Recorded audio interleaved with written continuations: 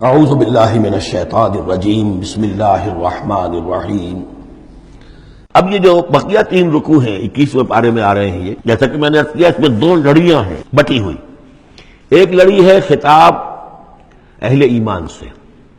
یہاں ایک جگہ آپ کو مل جائے گا کہ براہ راست خطاب بھی ہے، یا عبادی الذین آمنوا، یا ایھا الذین آمنوا والا جو ہے کہ جو مدنی صورتوں میں جو خطاب کا صیغہ ہے وہ تو یہاں بھی نہیں آیا، لیکن براہ راست خطاب کیا ہے۔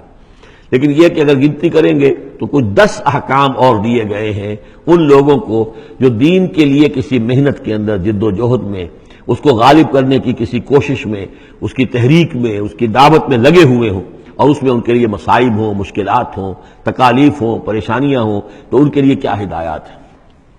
سب سے پہلی ہدایت